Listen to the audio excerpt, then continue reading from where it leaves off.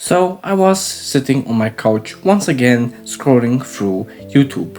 And actually this time it was nothing on YouTube that caught my attention, but I had just a simple thought. Can you use chemistry to tell if fossils are real? And yes, before we're going to start, I know that this is kind of a topic that looks like I did it out of the blue and I didn't upload like in a long time. But hey, I'm going to try to fix that, maybe. Getting sidetracked here a little. So, can we use chemistry to test if fossils are real or not? Today's candidates are these three fossils that I put in this ominous light. Well, these three fossils are fossils, as far as someone that doesn't know fossils may say. But one of them is actually fake. But let's see what would speak for one of these fossils to be fake in the first place. So first of all, I grabbed some books.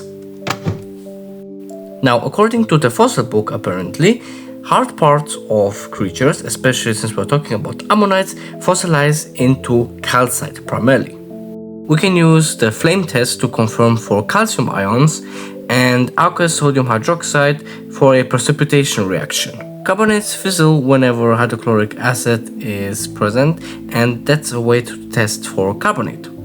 I did, however, run more tests than just for that. I did the fizzle test, and as a way to dissolve any material, I did a test for copper, and I ultimately also did a test for iron. Of course, I also did the good old classic flame test. And so here are the results. As it turns out, calcium carbonate, or at least calcite, is not actually a pretty great indicator because concrete also has calcium. So the fizzle reaction, the flame test, will of course trigger and tell you that yeah, well, there is calcite, and that is correct because concrete does in fact have calcium. But it has also silicate that is not soluble in hydrochloric acid, which is worth mentioning. Also, whatever remained of the third fossil looks something like this, which looks a lot like concrete after treated with hydrochloric acid, honestly. A little more telling can sometimes be the visual indicators. In the case of the cluster, you can see just how intricate and complex the shapes are, especially how minuscule they are.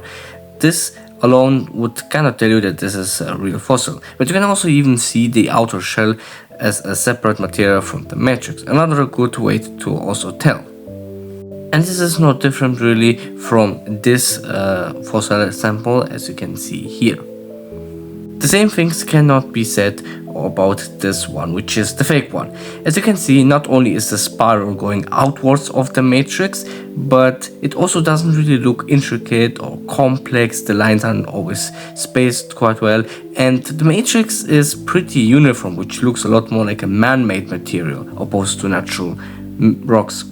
And this really means that sometimes chemistry must be taken in context, especially in the case of fossils.